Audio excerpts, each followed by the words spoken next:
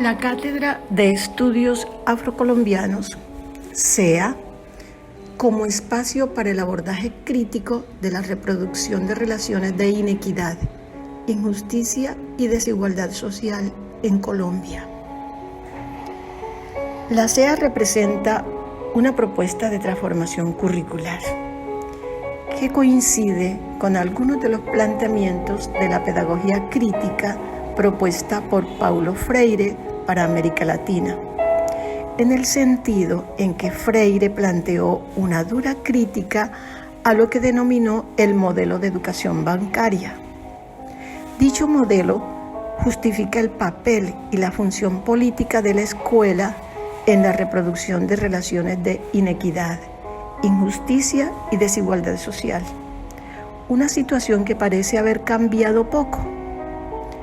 Ahora bien, ¿en qué sentido la CEA coincide con la pedagogía crítica?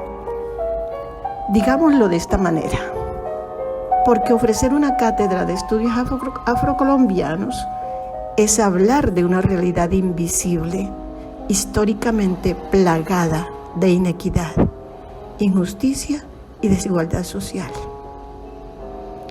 ¿Se forma pensamiento crítico en los estudiantes para entender esa realidad? En esa dirección, particularmente, ¿qué comprensiones facilita la CEA?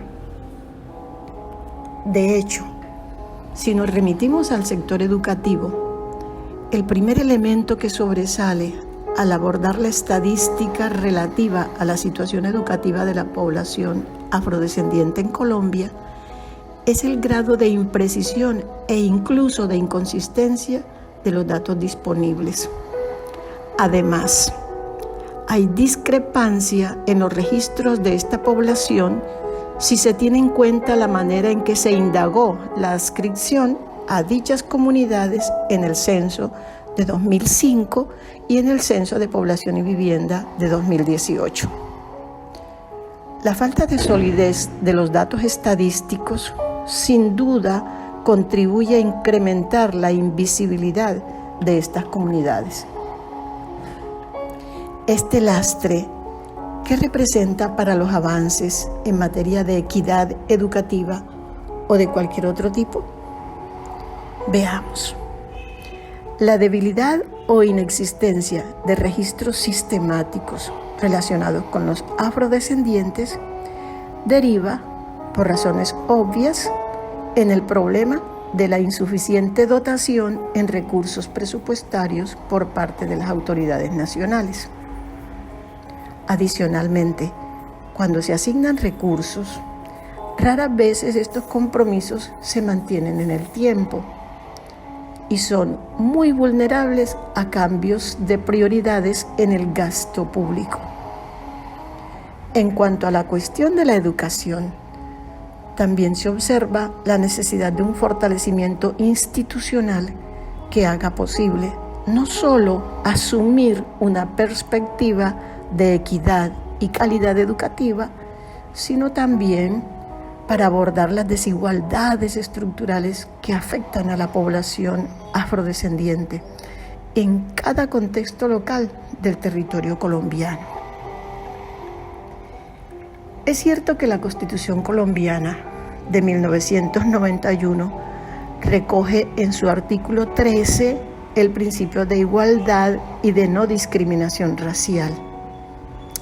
En términos generales, nuestra Constitución ha dado origen a una serie de políticas específicas para la inclusión de los afrodescendientes. Sin embargo, este respaldo legal a la no discriminación racial se ha constituido más bien en el pretexto suficiente para justificar la tendencia a negar las desigualdades raciales o a atribuirlas principalmente a razones económicas y no a modelos sociales excluyentes desde el punto de vista racial. Cabe destacar en este contexto la debilidad institucional de la mayoría de las asociaciones de afrodescendientes, por lo que no es de extrañarse ante la notoria escasa participación en los espacios de desarrollo de políticas, por ende, en su aplicación. Volviendo al ámbito educativo, resulta paradójico desde todo punto de vista que, a pesar de contar con un extenso desarrollo legislativo e institucional, tanto las organizaciones públicas como las de la sociedad civil reconocen que persisten para los afrodescendientes situaciones de pobreza, dificultades de acceso y permanencia en la educación, lo que se refleja en empleos de baja remuneración, entre otros aspectos. En Colombia se reconoce la necesidad de poner en marcha más y eficientes acciones afirmativas que permitan el ejercicio y disfrute de los derechos individuales y colectivos de esta población. Sin duda, una prioridad si se tiene en cuenta que no se registra prácticamente ninguna evaluación de la efectividad de las políticas de equidad educativa para afrodescendientes. Ante esta situación es muy complejo valorar la efectividad de las políticas afirmativas destinadas a las comunidades afro. En esa dirección, llama la atención que en una publicación del 2011, López y otros, con referencia en John Antón Sánchez, establecen que el 92% de esta población se encuentra en situación de pobreza y el 30% no sabe leer ni escribir. ¿Qué tanto ha cambiado hoy este panorama? Particularmente en relación con el tema educativo, nos encontramos que, de cualquier manera, el desarrollo de modelos específicos de etnoeducación o educación propia e intercultural no significa que el resto del sistema educativo en Colombia esté adaptado para incorporar principios de multiculturalidad e interculturalidad que se traduzcan en equidad y calidad, de tal manera que la educación que se ofrece a los afrodescendientes contribuya realmente a generar una cultura de no discriminación y de valoración de la diversidad en la población colombiana en general. Visto desde otro ángulo, la CEA, o sea, la Cátedra de Estudios Afrocolombianos, no solo permite traer a colación las realidades esbozadas hasta aquí, sino también la certidumbre de que las luchas de las comunidades afrodescendientes tienen mucho en común con el resto de las luchas de la población colombiana, porque no se concibe la emancipación de ellos sin que toda la población colombiana se emancipe de su pensamiento colonizado.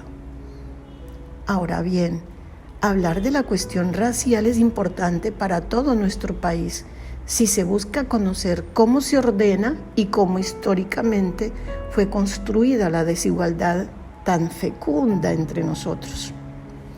¿O acaso tenemos cómo cambiar la realidad de nuestra desigualdad económica, política, social y educativa sin enfrentar la cuestión de raza? Una mirada retrospectiva nos muestra que fue la misma lucha de los ancestros de los afrodescendientes de hoy, disputando la realidad contra sistemas muy potentes que los racializaron y que continúan racializándolos. ¿Solo a ellos?